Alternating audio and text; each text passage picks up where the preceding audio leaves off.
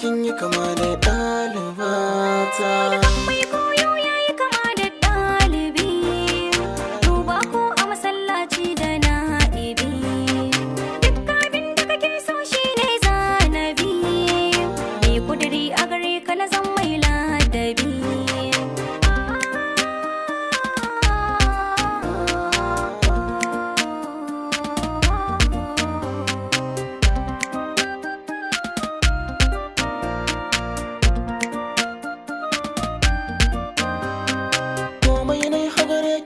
Mini oziriya daure komai zaki sanya nazariya dukan mai yin sosai ya hada da haƙuriya.